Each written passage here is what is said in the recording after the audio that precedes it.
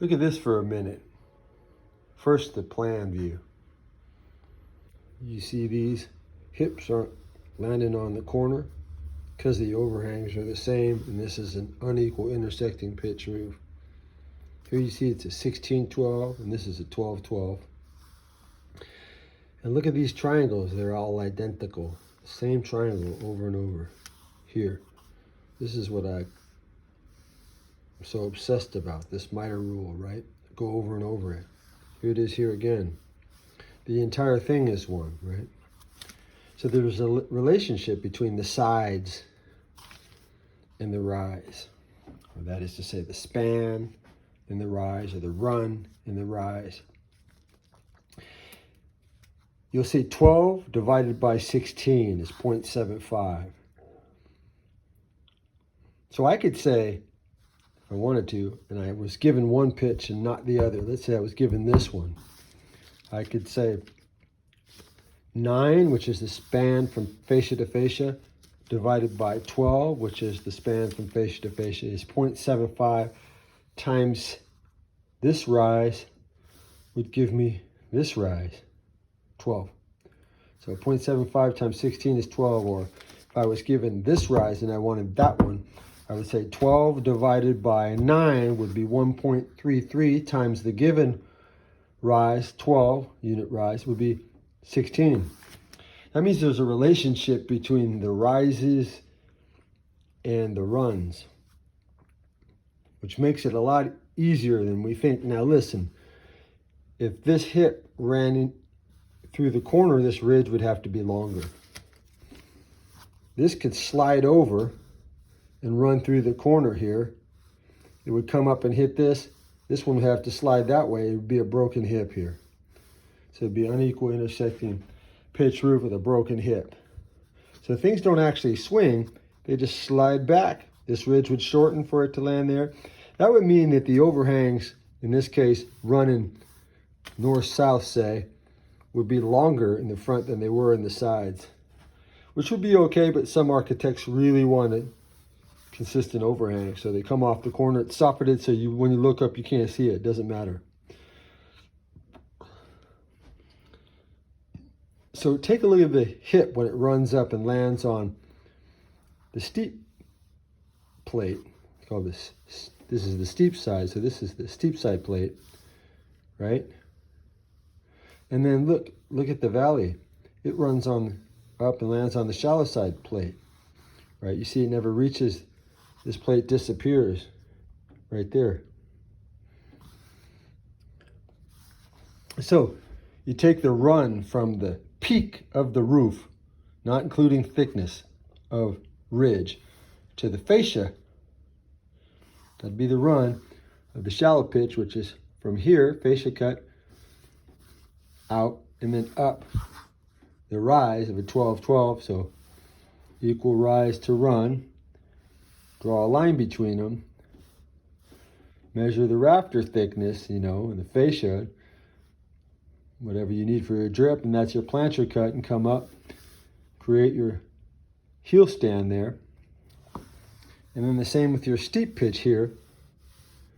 You have another run, same rise, run over, run up, same rafter thickness, right? Establish your heel stand on the higher plate, and then run it across to the hip valley. So you can see that the shallow pitch plate is lower than the steep pitch plate. And you can see that the valley lands on the shallow pitch plate, the 12-12 pitch plate. So we just project it on over. And then you can see the hip lands on the steep pitch plate. We just project it on over. And the difference between the two, and by the way, the plates are coming at an angle, right? So they're actually, it's a center line mark here, right? So this could be the center line mark, and this would be the center line mark. Since the plate, if you look at it from this angle here, is actually turned, it would be wider, but we're not worrying about that. This distance here between the two right? This one. So listen, how much off of the corner do you fall for the hip versus the valley? Well, it's the relationship between the two pitches. 12 divided by 16 is 0.75. 16 divided by 12 is 1.33, right? It's a good thing to draw out and get a sense about. Now this is our miter rule, right? So this is the shallow side, which is the 12-12 pitch side, this one, this leg here. So that would mean it goes over 12, it rises 12, or whatever this length is, rises, right? And then this would be the run of the steep pitch. So this would be a 12-12, this would be 12-9, right? So 12 times 0.75 would give us 9. So this would be a 12-9 pitch, which is the same as a 16-12 pitch, right?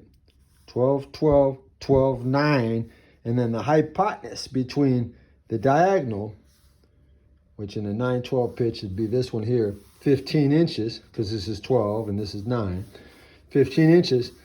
Remember 12-12, so the rise of this diagonal would be 15-12, and the hypotenuse of that would be the hip or valley length, and divided by 12 would be the hip valley line length ratio that you multiply by the run of the comma rafter to get its length.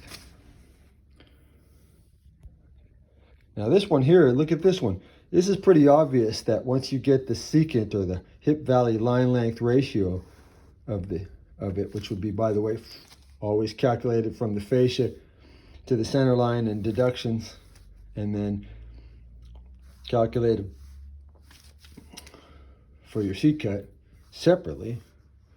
Look at this. These are all the same length, but this one is calculated different. This one, clearly it would be calculated on this side if you wanted to use the same secant as this one, even though they're the same length. So in this case, it'd be straightforward. Once you got one length, you could use it for the other, right? But I've been in it. Why do I want to even use this? Why don't I calculate the length of the entire thing each time? Tile framing member. So figure out the overall run and the overall rise. And that's because you get in situations, I was in a situation where I had 3 different buildings and there were 28 different pitches. The architect just went wild. Now what that meant is it's the same pitches over and over again, but there'd be a 3.5-12 on a 9, then be a 3.5-12 on a 7.5-12, and there would be a 5-12, on a 3.5-12, and then there were some changes. So there was just all these bastard valleys, and I just wrote down the line length ratio of each one of them, the secant of each one of them, and just went around and multiplied them by the given run. Sometimes it was little dormers. All the ridge heights were the same, and got the line length of each one of them in turn. I didn't have to figure out the lengths of each one of them. I could just use the same secant to calculate